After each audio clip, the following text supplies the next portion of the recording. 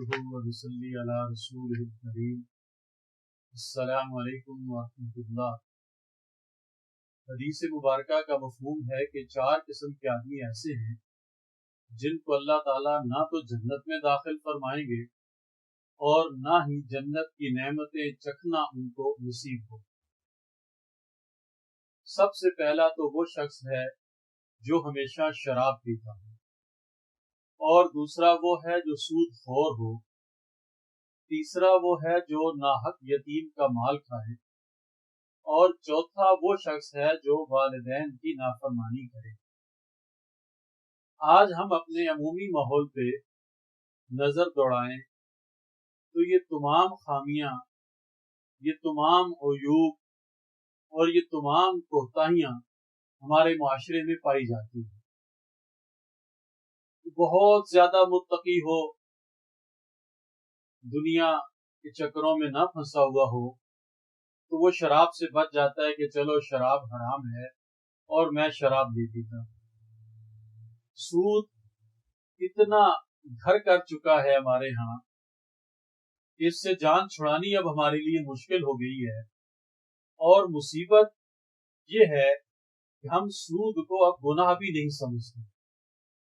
اتنا بڑا ہمارے لیے المیہ ہے کہ اس سود کی لعنت کی وجہ سے نسلوں کی نسلیں تباہ اور برباد ہو جاتی ہیں، گھروں کا سکون غارت ہو جاتا ہے۔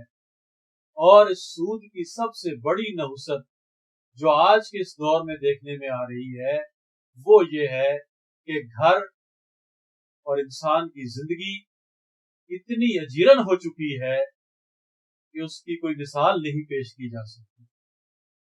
اور اس سے بڑھ کر ایک نقصان یہ ہوا کہ جہاں گھر برباد ہوئے وہاں اولاد نافرمان ہوئی، وہاں اپنی نسل تباہ اور برباد ہو گئی۔ اور پھر اس سے بڑھ کر جو بڑا المیہ ہے جو اللہ کے نبی صلی اللہ علیہ وسلم نے ارشاد فرمایا کہ جو شخص والدین کی نافرمانی کرے گا وہ بھی نہ تو جنت میں جائے گا اور نہ ہی جنت کی نعمتیں چکھنا اس کو نصیب ہوں گی۔ آج ہمارے یہاں بہت بڑا معاشرتی المیہ یہ بھی ہے کہ تمام تر تقوی کے باوجود، تمام تر پرہیزگاری کے باوجود اور تمام تر اچھے اخلاق کے باوجود اور نمازوں کے باوجود، حج اور عمرے کے باوجود، ہمارے یہاں یہ بہت بڑا المیہ ہے کہ ہماری اولاد اپنے والدین کی نافرمان ہے۔ اور یہ نافرمانی اس حد تک آگے بڑھ چکی ہے کہ ان چیزوں کو ہم نے فیشن بنا لیا ہے۔ ادب، احترام، یہ چیزیں اب ہماری نئی نسل کے دلوں سے نکل چکی ہیں۔